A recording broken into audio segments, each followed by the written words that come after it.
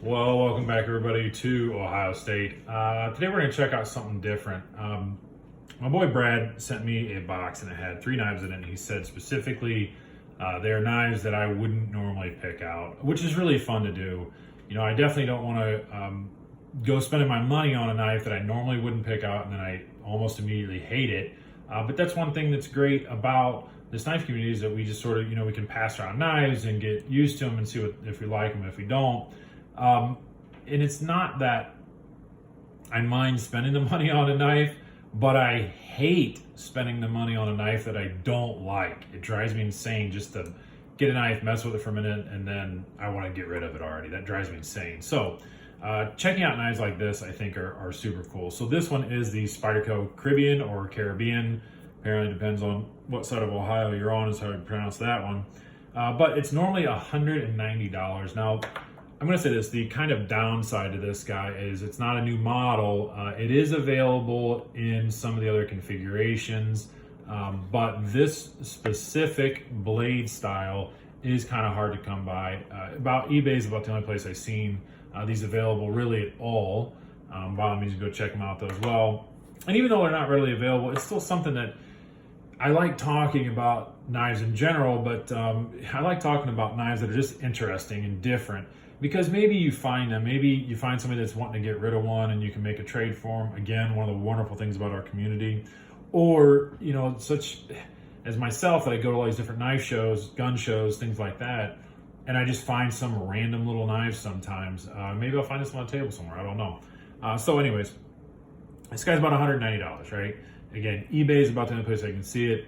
The different blade shapes though, this one I would definitely prefer. This is the sheep's foot plain edge. They have a sheep's foot serrated, full serrations, and then they have their standard leaf point, leaf blade, whatever you want to call that, that comes straight down to this tip and is also either plain or serrated. So technically 4 different blade versions that you can get. I can say if you look at the pictures, and I'll put up one that is of the plain leaf, and it looks like this. My main thing when I go to close this, and this is again me being, my fickle self, this is such a clean, symmetrical, almost perfect design. You got a little dip here and a little dip here. It's silly though, but that leaf shape comes clear down and cuts way down in here, and then leaves this real weird derp right there at the end of it. So look, that's just fickleness. Overall though, I think when the blade's open, this is such a more useful blade, specifically what this was designed for. So 8.5 inches overall. We'll get into some of these specs and get done with that, and then we'll keep talking about the fun stuff. 8.5 inches overall, which, as you know, that means the gorilla mitts are loving it. That is a terrific length. It's about as big as I care to go. I had a 9-inch knife and it seemed to be a little much. This in the pocket was really cool. Using it, very, very good, and I'll get into those ergonomics a little bit later here. But lengthwise, I don't typically like this portion of the handle where it has this little tail but it bunches you up, but because they made these just a couple gradual swoops right here, you can still spread your fingers out. This is a long enough handle, so no bunch up whatsoever. Perfect for the mitts, gorilla mitts. Weight overall 4.2 ounces, so basically 8.5, 4.5. That's kind of that magic number. We try to keep those similar, and it seems to be a magic number where we kind of like those, or tend to like them as a masses anyways. Blade steel on that's one of the major things about this guy. Good old LC200N. I don't know why I said good old. I don't think this is an old steel at all, but it is a high corrosion resistant, very tough, great steel. Just overall, Brad does a lot of stuff like boating, whatever, on the water. Perfect knife for that. That's exactly what it's for. Another buddy does a lot of canoeing. He was really interested in this knife as well. So things like that, that's kind of what this is designed for. Just a high humidity, corrosion resistant type of steel. Terrific. G10 down here on your handles. Again, perfect. They did such a great job on this G10 as well. It's very, very funky, very different. We'll zoom in on that a little bit. So, but that's about it for the specs, right? So let's go ahead and we'll close this guy back up. We will talk about this handle. It's very, very cool. As you can see, it's layered G10. So they did, just yellow, black over and over again. And then they put these really nice cutouts right there in the top. They just cut all those grooves in there. And that honestly supplies traction that I thought was going to be hideous. I thought it was going to be too much. but much like Spyderco does so well, they do some grip really, really well. You got the pad there in the middle just to match this pad on the other side so that the pocket clip lays perfectly on that. Look, this traction is terrific. All right, you can both ways. It just really grips in, it bites in. It's not as grippy to compare. It's not as grippy as their bi-directional stuff. All right, I'll say that. It's not as, that seems to be, some people think that's a little more aggressive. It's not that aggressive. All right, but those ridges really give you something to hold on to, even if you're really gonna bite in. You know, you can hear on that, right? That really gets in there on there. So they did a great job. Going back to the ergonomics, as I said, I'd talk a little later.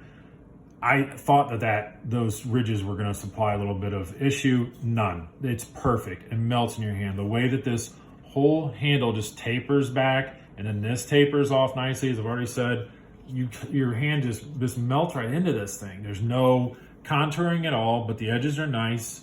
You know, I don't know. I mean, as hard as I can grip down, look at that. You can see all the little lines in there, right? So, you know, if you're going to bear down on it for a while, I suppose, but I did, you know, again, these aren't my knives, so I don't want to trash them by any means, but your standard use cardboard, that's really all I get into. I did a lot of that, and I mean, I was quite comfortable. You know, you can certainly use this with gloves. The Spidey hole is always great for that. Plenty of room there, and then just this wide plateau. Sure, let's go with that. Wide plateau of a handle works really, really well. They got some good jimping there for the thumb ramp. Check that out. Nothing too aggressive, but it is in a perfect spot because the way this handle is, you can kind of lay that back. You know, we get that sort of cantered look to it, and it fits in your hand quite nicely. So ergonomics overall, terrific. Really, really impressed with that. I thought it wasn't going to be that nice, but it's pretty cool. This knife is pretty cool. Blade steel, we already talked about that. So we'll talk about the action a little bit and that lockup. I'm not going to dwell on the lockup too much. All right, I should say just lock mechanism. You guys are well aware now of the compression lock and probably well aware of my hatred for it. And that's why Brad sent me this. Maybe I would get used to it. And I'm used to it, that I don't like it. And I guess it's me. It's just me being fickle with the thing. But I have a couple hangups with it. One, I just think that right there is so ugly. It's unfinished looking. I don't get it. You know, when we have like a liner lock or whatever, frame lock like this beauty, it just melts right into it. It's sort of part of the design. It fits. Look how clean that is. You know, everything's nice and neat with it. But I just think this looks, the way they do this kind of squared off portion of the tab drives me nuts. But again, this is just me being fickle and giving my 2 cents on it. I did an entire teardown on a PM2. And so I will absolutely give them total recognition of how strong and how sturdy. I was quite impressed, and I was wrong. My original assumption. This is a very sturdy lock, a very strong lock. I just think it's ugly and it's not for me. Now, the other thing is when you actually have to, activate it, I feel just really goofy. This weird little pinch back here, and then you give it a little shake and off it goes. This is just washers in here, again, to go along with that sort of corrosion resistance or making sure you don't get anything gumped up in there with bearings. So yeah, it doesn't drop shut. Now I'm willing to bet, again, not my knife, but I'm willing to bet we put a little drop of oil in there, work that around for a little bit, it probably would drop shut. I was gonna go back and watch Brad's video on this, and I probably should have did that to see if it really did when he first got it, because it probably did. But I guess that's my issue is over time, you gotta really give it an extra shake. Now what I was doing, and just my hang up, more of a lock back style, kind of catch it on the ricasso and then close it. That's typically how I did it. That just felt a little more normal, but it's still just a lot of flipping around. I'm giving myself extra work. So I think the original intent, of course, is to just let that thing drop shut and then close it. Again, I know there's other ones that'll just slam shut. Safety wise, I totally get it. Hands, all your fingers are completely out of the way, no issues there. But I don't know. I mean, how many years have I been dealing with liner locks or frame locks where I just do that, and that's the end of it. So I don't know. Just a little different there. But deployment on it, again, your standard Spidey hole. Yep, you can flick that thing out. You can already see you can slow roll it out. I don't know if I'll be able to do it on camera, but I've been able to Spidey flick it several times. Nah, there you go. So it's fine. The action on it is perfectly fine, again, for what this thing is worth as well. Or what, not worth, what this thing is for. I don't know that it needs to be an action monster or whatever. It's smooth. It's smooth action, I'll say that. All right, but it just, I have such a hang up with this compression lock. But that's just me. All right, so what we'll say is we'll put out some other items to compare it to. I kind of put this in, even though it's got the LC200, you know, it's made in their Taiwan factory, which is known a little bit better than the China factory. This Chinese factory, this is like an upgraded Tenacious, and I mean severely upgraded. But I get those vibes when I hold it. That's really all I mean by that. Kind of the blade shape, kind of the length. It's not, you know, the same by any means, but I feel like if you ever liked the Tenacious, you would probably love this. Again, if you're cool with the compression lock and so on. But we'll put out some other comparisons here, and then I'll stop talking about it. Overall, I have to thank Brad for letting me check out something I definitely would not normally look at.